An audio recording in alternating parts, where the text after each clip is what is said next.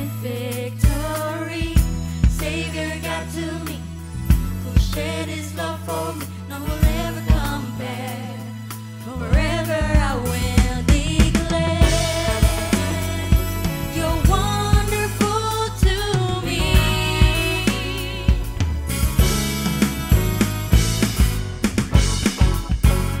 You're everything I need. Greater is he alive in me, greater than all of the world, than all its anxiety. Greater is he, mighty indeed. All blessing and all honor unto thee. Sungguh kami ucap syukur Tuhan untuk pagi yang indah ini. Kami dapat berkumpul Tuhan di tempat ini, memuji, menyembah-Mu, meninggikan nama-Mu Tuhan. Sungguh Tuhan satu kemurahan. Terima kasih Tuhan Yesus. Kami tahu Kau hadir di tengah-tengah kami. Kau siap memberkati setiap kami Tuhan.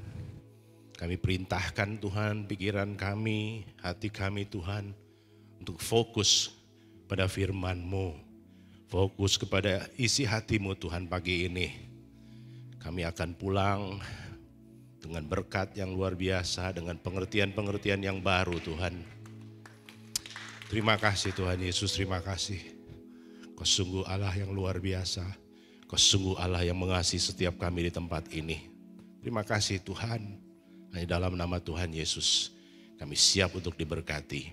Sama-sama kita katakan, amin. God bless. Thank you. Be seated. Thank you for the tim WL, tim musik yang luar biasa. I'm proud to be with you, you know. Asal tahu aja gitu. I'm proud to be in your team. Luar biasa ya. Oke, sebenarnya saya ini agak grogi-grogi lah, biasalah. Saya lihat ada senior kita, pengajar kita Pak Robi. Saya lihat ada teman sekolah saya, Pak Leo di belakang. Grogi Pak, kalau di gini, jadi saya itu sedang sekolah lagi, semua kita lagi sekolah. Pak Yosua, Bu Ida, Pak Leo, kita lagi sekolah lagi. Di Karis namanya. Oke. Jadi ada yang baru pertama kali hadir di sini? Coba angkat tangan. Oh ya Pak Leo. Welcome. Oke, mungkin pertama saya juga memperkenalkan istri saya yang selalu keren. Ayo dong, Phoebe. Biar tahu gitu ibu gembalanya yang mana. Oke, jadi mungkin bagi yang baru khususnya, jadi kalau kalian melihat saya di atas, harus ada switch of mode ya, harus ada switch. Karena saya bukan seorang pengkhotbah, saya bukan seorang pengajar, jadi harus di switch ya. Saya ini gembala gitu. Oke, amin. Biar saya nggak terlalu grogi juga. Kalau suruh ngajar saya juga, waduh, you know. Saya masih belajar, suruh ngajar juga kadang-kadang wah. Oke, jadi gini, waktu minggu lalu kita diberkati ya dengan Eto ya. Ada yang udah turun timbangannya? Kok malah naik ya? Kalau gitu, yuk nggak dengar khotbahnya dong ya. Saya dengar sih banyak yang turun sih, banyak yang ya kesehatannya lebih baik lah. Oke, nanti kita juga akan ada perjamuan kudus ya setelah selesai ibadah ini. Oke, nah waktu saya mempersiapkan khotbah ini atau sharing hari ini, saya diingatkan di Yosua 4, coba bisa nggak? Yosua 4 ya, wah Josi luar biasa loh. Jadi Yosua 4 sampai 7, ya kita baca aja sekilas ya, biar ini menjadi temanya, mau jadi dasarnya. Jadi ini ceritanya waktu Yosua diminta Tuhan untuk membawa umat Israel keluar dari Mesir ya, menyeberang sungai Yordan, sorry. Oke, menyeberang sungai Yordan. Lalu Yosua memanggil ke-12 orang yang ditetapkan dari orang Israel itu, seorang dari tiap-tiap suku. Dan Yosua berkata kepada mereka, menyeberanglah di depan tabut Allah, tabut Tuhan Allahmu, ke tengah-tengah sungai Yordan, dan angkatlah masing-masing sebuah batu di atas bahumu, menurut bilangan suku orang Israel. Untuk apa? Nah ini, supaya ini menjadi tanda di tengah-tengah kamu. Jika anak-anakmu bertanya di kemudian hari, apa artinya batu-batu itu bagi kamu, maka haruslah kamu mengatakan kepada mereka bahwa air sungai Yordan terputus di depan tabut perjanjian Tuhan. Ketika tabut itu menyeberangi sungai Yordan, air sungai Yordan itu terputus. Sebab itu batu-batu ini akan menjadi peringatan bagi orang Israel untuk selama-lamanya. Amin. Jadi waktu saya mempersiapkan ini seolah-olah Tuhan bicara sama saya begini. Setiap kita di tempat ini sudah melewati yang namanya pandemic COVID ya. Ya, di awal-awal tahun kan luar biasa tuh. Ya, pas setelah lebaran tuh luar biasa. Jadi sepertinya pagi ini gini, Tuhan tuh bicara sama saya khususnya untuk saya mencatat gitu. Ya, untuk saya pribadi mungkin zaman sekarang enggak kita pakai batu ya Billy ya. Maksudnya kita mencatat, ya kita harus merenungkan, kita mencatat. Ya saya nggak tahu apakah di buku, di iPad. Seperti Tuhan suruh kita untuk mencatat gitu. Perjalanan kita, terutama di tahun ini, ya bersama Tuhan. Nah, saya lihat kalau saya perhatiin kenapa ada kejadian ini Yosua ini, karena tendensi manusia, kebiasaan manusia itu gampang lupa. Amin nggak? Ya. Nah, jadi mungkin saya akan sharing aja beberapa yang saya pribadi menjadi catatan untuk saya di tahun 2021 yang luar biasa ini. Saya berdoa bahwa setiap kita juga bisa merenungkan ya kembali apa yang sudah Tuhan pimpin kita atau yang sudah Tuhan lakukan. Kita melewati ya tanda kutip laut pandemik inilah gitu ya. Oke? Nah, jadi saya akan ada mungkin saya nggak banyak, mungkin hanya 2-3 aja yang saya sharingkan hari ini. Jadi dengan pandemik ini dari awal tahun sebenarnya buat saya satu kejadian atau satu momen yang cukup challenging, cukup berat, cukup tertekan gitu. Nah mungkin beberapa ada yang mungkin dalam hati yang benar Pak Jono, kok Pak Jono happy aja, banyak di rumah ya Yos ya, kan jarang keluar kan, ya kan. Tapi jangan salah loh, gini. Jadi makanya kalau saya sebagai gembala ya, saya baru ngeh nih, baru sadar.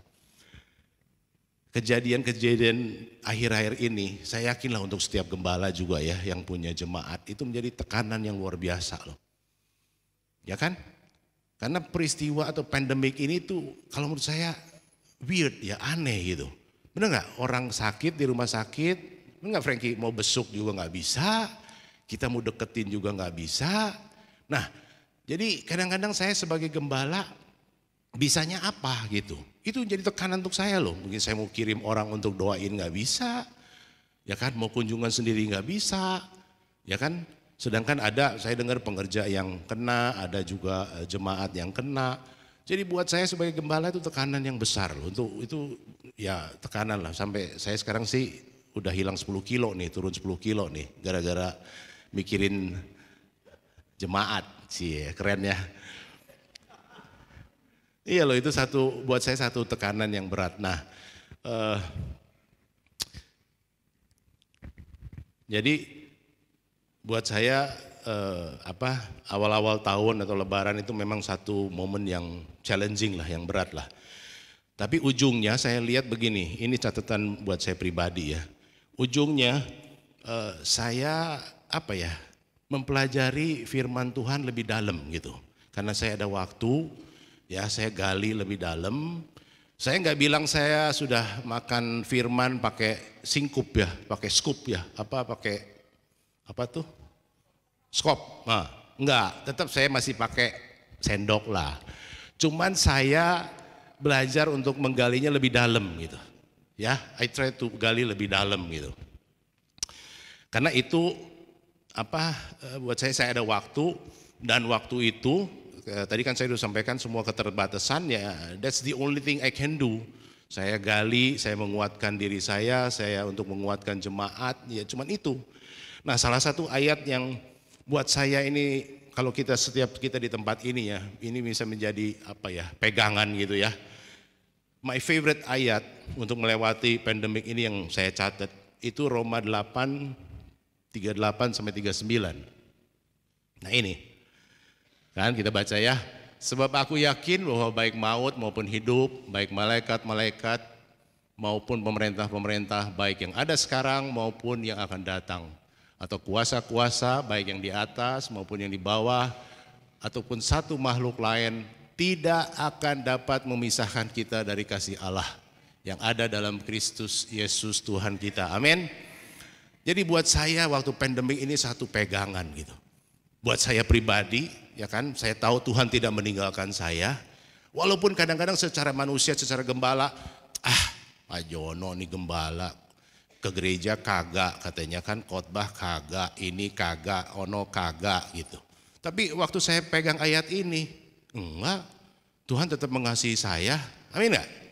Nah, dan untuk saya ini sangat menguatkan apa? Jadi saya punya satu keyakinan juga, bahwa Tuhan menyertai setiap jemaat saya. Tuhan menyertai setiap pengerja saya. Gitu loh, ini untuk saya itu satu hal yang menguatkan, karena di sini kan jelas, tidak ada satupun, apapun, yang bisa memisahkan kasih Kristus untuk kita. Amin. Kalau menurut saya pegang ini gitu loh. Tidak ada satu apapun. Ya kan, baik mungkin untuk kita yang rajin berdoa, yang rajin ke gereja, yang rajin enggak ada. Jadi gini, ini harus buat saya ini harus satu-satu benar-benar kita menjadi rema kayak satu perenungan, satu pegangan. Tidak ada apapun yang bisa memisahkan kasih Tuhan untuk kita. Jadi ini buat saya ini satu fondasi yang sangat kuat gitu. Tiap kali saya goyang, saya merasa guilty, kok begini ya, saya nggak bisa apa-apa ya, helpless di rumah, ya kan, nggak bisa apa-apa. Selalu ini jadi pegangan saya gitu, bahwa Tuhan selalu menyertai kita. Tuhan tidak pernah satu detik pun meninggalkan saya. Tuhan tidak pernah satu detik pun meninggalkan jemaat-jemaat saya. Itu loh yang jadi pegangan saya. Nah, kalau seperti tadi ilustrasi batu, ya ini jadi catatan buat saya gitu. Untuk 2021 ini buat saya. Ya, Tuhan tidak pernah meninggalkan kita. Enggak ada satupun dah. Oke? Itu yang pertama ya. Mungkin saya beberapa aja. Nah, yang kedua yang jadi pegangan saya dari Matius 4 ayat 23. Ada enggak? Nah, ini. Yesus pun berkeliling di seluruh Galilea. Ia mengajar dalam rumah ibadat dan memberitakan Injil Kerajaan Allah, serta melenyapkan segala penyakit dan kelemahan di antara bangsa itu. Segala kan ya, benar ya? Segala penyakit ya. Nah, jadi ayat ini juga jadi pegangan buat saya. Benar-benar lewatin masalah pandemik ini. Karena namanya manusia ya, dan ya maksudnya saya juga ya banyaklah bacalah, dengarlah inilah. Kan masih ada pengajaran-pengajaran yang mengajarkan bahwa COVID itu ya kan dari Tuhan untuk mencobai kita, untuk menguji kita. Logikanya lah, gampangnya lah Pak Firman. Tuhan bilang menyembuhkan segala penyakit. Terus di satu sisi Tuhan memberikan penyakit. Masuk akal enggak? Satu sisi memberikan penyakit, satu sisi menyembuhkan penyakit. Sedangkan firman-Nya bilang menyembuhkan, melenyapkan seluruh penyakit. Jadi pertama buat saya, COVID bukan dari Tuhan itu. Kalau enggak kan kita bisa kecewa kan, Tuhan kenapa sih kirim COVID untuk kita, untuk jemaat, untuk pengerja. Apalagi saya sebagai gembala ya berat loh itu loh. Maksudnya kalau enggak punya fondasi atau pegangan kita ini berat. Ya, jadi ingat, tidak ada penyakit yang dari Tuhan. Ya. Kalau ditanya saya pribadi COVID dari mana? Ya ulah manusia. Mungkin dia mau bikin bakteri atau virus apa, gagal, bocor, ya begitulah. Kalau menurut saya ya, bukan dari Tuhan.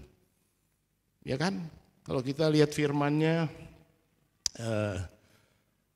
di mana tuh 1 Yohanes 4 ya kalau tidak salah, Tuhan kan jelas-jelas, God is love. Tuhan itu kasih, titik. Jadi beberapa hal, maksud saya gini, untuk kita semua ya, harus ada beberapa hal yang kita pegang gitu, menjadi pegangan bahwa kita melewati 2021 ini bersama Tuhan, ini yang jadi pegangan saya. Dan saya yakin ini ke depannya ya kan akan menjadi kekuatan juga bagi saya, nanti mungkin bagi anak-anak saya atau cucu-cucu saya. Gitu loh, mirip seperti orang Israel tadi. Ya kan, nanti kalau misalnya satu hari cucu kita tanya atau cucu saya tanya, Grandpa dulu gimana sih ngelewatinnya COVID itu? Ya kan ini kan bukan masalah kecil loh, ini pandemik besar loh. Ya kan? Nah, disitulah kan saya cerita ini. Oh, dulu karena ya kan, saya pegang ini, saya pegang janji firman ini, saya pegang ini.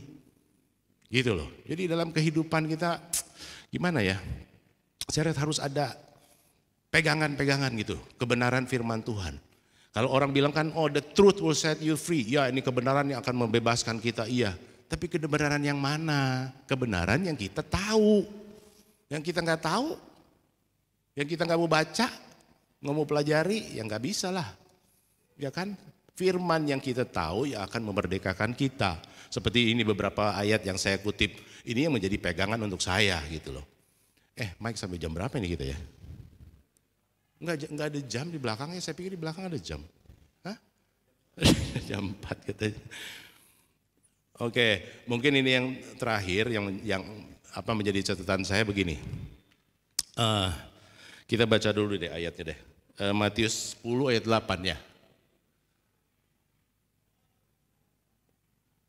Nah ini, jadi begini, baca dulu ya.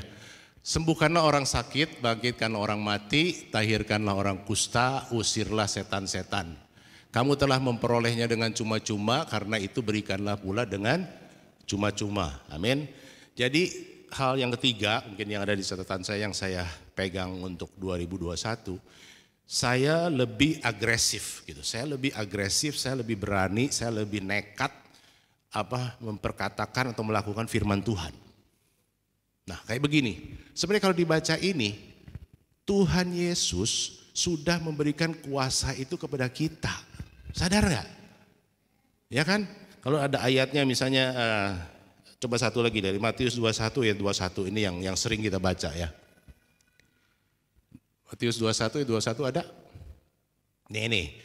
Yesus menjawab mereka, aku berkata kepadamu, sesungguhnya jika kamu percaya dan tidak bimbang, kamu bukan saja akan dapat berbuat apa yang kuperbuat dengan pohon ara itu, tetapi juga jikalau kamu berkata kepada gunung ini, beranjak dan tercampaklah ke dalam laut, hal itu akan terjadi. Amin. Jadi di sini coba perhatiin, Tuhan minta kita untuk apa? Speak to the mountain. Bicaralah Pak Firman dengan gunung-gunung kita. Bukan bicara kepada Tuhan mengenai kesulitan kita.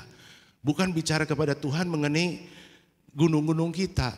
Tuhan sudah memberikan kita otoritas. Ini loh, saya banyak yang saya lihat banyak di antara kita yang mungkin belum ngerti gitu. Kalau sekarang saya belajar ini, kalau ada sesuatu yang saya rasakan di dalam tubuh saya, dalam usaha saya, dalam saya perkatakan. Bukan Tuhan tolong, Tuhan sembuhkan saya. No. Perintahkan tubuh kita. We have that authority. Ya, Erwin ya. Erwin sekarang perlu apa? Misalnya perlu berkat. Perintahkan berkat. Untuk datang, untuk masuk ke lumbung-lumbung kita. Untuk masuk ke usaha kita. Jangan lagi minta Tuhan berkati saya. Tuhan bilang, udah kasih semuanya. He is finished, he is done. Dia udah selesai. Dia berikan otoritas itu ke kita. Nah kita pertama, kita percaya nggak dengan firman Tuhan? Kan renewing of the mind kan itu kan. Kita harus di sini dulu, percaya nggak? Pak Jono lagi gombal nih. Terserah. Kalau saya sekarang saya percaya. Saya sudah diberikan otoritas oleh Tuhan to speak to my mountain. Untuk bicara sama gunung-gunung saya. Ya kan, bukan lagi Tuhan tolong, Tuhan berkati saya. No. Tuhan bilang already udah. Tinggal perintahkan berkatnya untuk masuk dalam lumbung kita. Tinggal kita perintahkan badan kita sakit-sakit suruh keluar. Gitu. Ya kan? Coba renungkan deh. Ya kalau nggak percaya sama saya, pulang gali lagi. Bener nggak Pak Jono ngomong? Ya kan? Tuhan sudah memberikan otoritas kepada kita. Ini penting loh, ini kritikal loh. Ini penting loh. Nah saya lihat mungkin ini tebakan saya aja, mungkin banyak gereja kadang-kadang nggak mau ngajarin ini, kenapa? Karena nanti nggak ada yang cari pendetanya kan? Mas Wiansi udah bisa kan, ya sih Yos ya? You udah bisa itu kan, ngusir setan kan? Nah nggak usah pendeta kan? Ngomong setan lucu lagi sebenarnya Glady. Selama ini diajarin kan kita ngusir setan ya. Padahal kalau baca di mana Glady, Yakobus 14 ayat 7 ya. Di situ Tuhan sebenarnya bilang, kita yang harus ngusir setan, bukan minta Tuhan yang ngusir setan. Benar kan ayatnya, coba bisa kecari gak? Kayaknya Yakobus 14 ayat 7 ya, kalau nggak salah ya.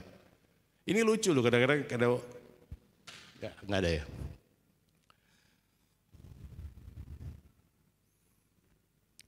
Hah? Nggak bisa? Ya, jadi kerinduan saya gitu. Jadi setiap kita punya pengertian-pengertian yang baru. Ya, tadi seperti saya sampaikan, penyakit itu bukan dari Tuhan Yesus.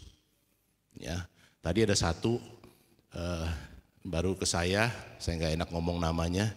Dia bilang gini, Pak, saya kok seolah-olah dalam hidup kok kecelakaan melulu ya, kok ya tanda kutip sial melulu lah, gitu ya. Sebentar, jadi sial melulu, apakah karena saya orang jahat gitu, saya kurang berkelakuan baik gitu. Nah itu semua pemikiran yang salah, there's nothing to do gitu. Maksud saya apa ya, God is love, Tuhan tuh kasih, that's it. Tuhan gak kasih yang semua yang baik dari Tuhan, dah titik. Semua yang bukan baik, semua yang jelek dari iblis, udah gitu aja. Coba mulai pegang itu, apa yang saya ngomong. Semua yang baik dari Tuhan, semua yang gak baik dari setan, dari iblis, dari si jahat. Udah, itu aja. Nah ini ya, karena itu tunduklah kepada Allah dan lawanlah iblis, maka ia akan lari darimu. Jadi siapa yang disuruh lawan? Tuhan usirlah, Tuhan tolak dalam itu. Siapa yang suruh usir? Karena itu tunduklah kepada Allah dan lawanlah iblis, maka ia akan lari daripadamu. Jadi siapa yang harus mengusir iblis? Kita. Gitu loh. Jadi saya jelaskannya ayatnya ya. Siapa yang harus mengusir iblis? Kita. Karena itu tunduklah kepada Allah. Nah ini katanya tunduklah kepada Allah, ini ada pengertiannya begini. Kita tak mengakui bahwa Tuhan Yesus di kayu salib dan sudah mengorbankan segalanya untuk kita. Itu yang namanya tunduk, katanya tunduk kepada Allah. Oke. Dan lawanlah iblis. Enggak dibilang tuh, dan doakanlah iblis kepada Tuhan Yesus gitu. Maka dia akan kabur. Enggak. Ya kan? Lawanlah iblis maka ia akan lari daripadamu. Amin. Oke, mungkin saya enggak panjang lebar deh. Nah, saya mau tambah aja sedikit, mungkin paling berapa menit lagi. Kerinduan saya ya untuk gereja City Freedom ini. Jadi kan sebagai gembala dan sekarang udah akhir tahun ya, kerinduan saya untuk tahun-tahun ke depan. Yang ada di hati saya gini, kerinduan saya City Freedom juga mempunyai pengertian yang sama ya, bahwa segala otoritas Tuhan sudah diberikan kepada kita, Billy. Jadi kita menjadi gereja yang berotoritas, yang berkuasa. Ya, jangan lagi kita jadi gereja yang motivator. Gitu loh, jemaat datang ya dimotivasi, wah semangat, pulang babak belur lagi, gitu, ya kan? Di sini saya kerinduan saya jemaat-jemaat kita akan kuat dengan pengertian yang benar. Jadi waktu mereka keluar, semua kita keluar, kita akan fight di luar, gitu. Ya kan, dengan kebenaran firman Tuhan gitu. Dan di sini akan banyak kerinduan saya akan banyak kesembuhan, ya, akan banyak pemulihan. Nah. Dengan apa? Dengan firman gitu loh, bukan dengan kekuatan gembalanya atau kekuatan Michael yang akan banyak di sini. Bukan, dengan kekuatan firman Tuhan. Itu kerinduan saya. Karena kebenaran, the truth will set you free. Kebenaran yang kita tahu akan memerdekakan kita. Amin. Itu satu. Nah kedua, kerinduan saya untuk gereja juga, Sitri ke depannya ini, saya mau gereja kita gereja yang sungguh-sungguh melakukan firman Tuhan. Ya, bukan lagi mengikuti tradisi-tradisi yang gak jelas gitu. Nah, mungkin beberapa akan nggak enak nih kalau apa yang saya mau sampaikan ya. Contohnya aja baptisan, ya. Contoh baptisan. Baptisan bisa buka nggak Kisah Rasul 8, 36 sama 37. Nah ini mengenai baptisan. Jadi mungkin beberapa yang sering lihat video-video yang disebarin. Sekarang ada satu gereja yang kemarin saya lihat. Jadi pada saat baptisan, sebelum masuk ke air, itu kepalanya disemprot minyak urapan. Pernah lihat gak? Ada yang lihat gak? Saya nggak enak ngomong gerejanya, tapi saya lihat sendiri. Jadi sebelum dibaptis, ya, yang bersangkutan tuh kepalanya disemprot dulu. Nah, sedangkan ini nih, ya, jadi ini ceritanya waktu Rasul Paulus ya, kalau nggak salah ya, waktu sida itu dia belajar dengan Paulus, atau Paulus digerakin Tuhan untuk mengajar dia, terus dia minta dibaptis. Jadi gini, mereka melanjutkan perjalanan mereka dan tiba di satu tempat yang ada air. Lalu kata sida-sida itu, lihat di situ ada air. Apakah halangannya jika aku dibaptis? Amin. Ada singgung minyak urapan nggak? Ada singgung harus pakai seragam yang salibnya gede nggak? Hah, nggak ada ya Tante Silvi? Harus ada praise and worship dulu nggak? Gini loh, jadi saya tuh, ini kerinduan saya untuk gereja ini. Let's come back to firman Tuhan. Ya kan, kalau orang mau dibaptis sekarang pun, ayo baptis. Gitu. Kalau untuk saya, nggak usah tunggu. Tapi penting ya, ini penting ya. Jangan sampai nggak ini ya. Tapi pentingnya kalau dibaca nih, kisah ini mundur kalau dibaca. Itu Paulus menjelaskan dulu. Ya kan, siapa Tuhan Yesus, ya kan, apa itu baptisan, dijelaskan dulu baru dibaptis. Tapi jangan dibawa embel-embelnya gitu loh. Ini yang kerinduan saya untuk Sitri Freedom di tempat ini, ayolah kita carry off lah, all those yang enggak carry off lah. Nggak ada, saya lihat nggak ada yang dibaptis minyak urapan, disemprot dulu kepalanya pakai minyak urapan, nggak ada. Kalau ada di Alkitab saya ikutin, nggak ada. Nah kita mau ikut sampai di mana gitu. Ya, mungkin last one lah, janji ini last one. Mengenai ini, ibadah pemakaman. Ini saya juga bikin saya gemes gitu. Kalau enggak salah ya, di ceritanya Lazarus kan ada ya. Ya, jadi Lazarus kan waktu meninggal kalau nggak salah Tuhan Yesus kan nyampe hari ketiga ya. Hari ketiga atau hari keempat tuh lupa saya. Di situ kan masih ada lah ya, masih ada yang ngumpul, yang menghibur Maria, menghibur ya Marta. Jadi buat saya begini, malam penghiburan it's okay. Ya, kalau ada yang meninggal kan masuk ke rumah duka, ada malam penghiburan, oke. Nah, sekarang kan timbullah malam apa lagi? Malam kembang. Ya Yos, malam apa lagi? Malam tutup peti. Malam apa lagi, Silvi? Malam pelepasan. Apa lagi coba? Kembali. Rangga, kembali. Firmannya di mana? Ya, kita mau sampai kapan nih? Gini, untuk saya gini ya. Kalau untuk yang punya duit, oke lah kali mau malam dukanya mau 10 malam, it's okay kalau yang punya duit ya. Tinggal bayar aja kan. Bayar sewa, bayar pendeta, bayar singer, bayar WL, nggak masalah. Tapi kalau untuk jemaat atau kita-kita yang pas-pasan, kan kasihan dong. Mungkin dia harus pinjam duit, harus ini, harus itu. Sedangkan di Alkitab nggak ada. Coba Pak Firman di Alkitab ada nggak Pak Firman? Nggak ada kan? Ada malam kembang? Nggak ada. Malam tutup peti? Ada? Nggak ada. Then what are we doing? Ngapain kita kerjain? Buat saya ya. Jadi inilah kerinduan saya, Sitri Freedom ke depan ini kita harus berani, kita harus bold ya untuk kebenaran. Jangan kita udah ada 5 malam kita tambah lagi bikin sendiri, malam ini, malam ono, malam ini, malam ono.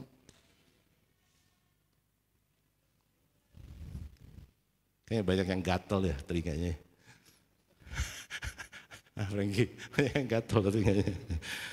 Oke, mungkin itu dari saya. Jadi kembali saya hanya mau ingatkan aja, saya yakin ini Tuhan yang ingatkan saya ya untuk tema hari ini. Buat saya untuk mencatat gitu kejadian-kejadian di 2021 ini, di mana kebesaran Tuhan, penyertaan Tuhan untuk saya itu luar biasa. Dan saya rindu setiap kita juga bisa ya mencatat somewhere lah gitu. Karena manusia itu sifatnya gampang cepat lupa ya. Jadi write it somewhere or put it somewhere gitu. Supaya kita ingat bahwa kita melewati 2021 ini bersama Tuhan, kemurahan Tuhan. That's it. Ya. Dan untuk ke depan saya lihat begini, ini pandemik ini akan berhasil ya menurun terus kalau setiap kita ikut protokol. Itu aja. Jadi the burden ya bolanya itu di kita sebenarnya, bukan di pemerintah. Oke lah, pemerintah udah menyiapkan vaksin, kita udah divaksin, tapi ujung-ujungnya pilih di kita kan. Kalau kita lalai semua, nggak mau pakai masker lagi, sembarangan lagi. Nah, siapa yang salah? Kita yang salah. Tapi kalau setiap kita protokol, kita jaga jarak, kalau nggak perlu nggak usah pertemuan dan yang lain-lainnya, saya yakin semua kita akan aman, semua akan balik to normal. Ya, dan saya sih berdoa satu hari it's just another flu gitu. Kayak mungkin kita makan Panadol aja gitu loh, udah selesai gitu. Iya, saya lihat sih begitu. Ya, mungkin itu dari saya untuk pagi ini. Harap memberkati kita semua. Sebentar kita akan masuk dalam perjamuan kudus. Mungkin ada di sini yang atau di online yang belum menerima Tuhan Yesus sebagai Tuhan dan Juru Selamat. Seperti biasa saya akan mengajak kita untuk berdoa menerima Tuhan sebagai Tuhan dan Juru Selamat sebelum kita masuk dalam perjamuan kudus. Bagi yang ada mungkin di online atau di sini, ya mari kita tundukkan kepala, ikutin doa saya. Bapak, kami ucap syukur Tuhan untuk hari ini. Kami dapat berkumpul, Tuhan dapat menonton via online. Bapak, sebelum mengenal Engkau, aku adalah seorang pendosa ya Tuhan, seorang yang berdosa. Tapi hari ini aku mengerti Tuhan, Kau telah menebus segala dosa-dosa kita Tuhan. Dan dengan mulut kami, dengan hati kami Tuhan, kami mengaku Engkau sebagai Tuhan dan Raja atas kehidupan aku Tuhan.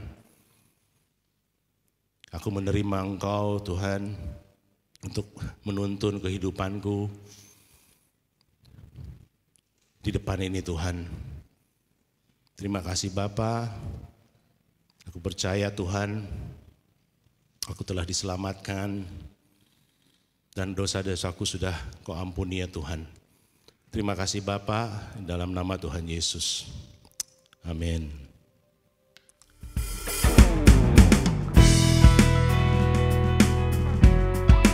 C3 family, let's learn a new song.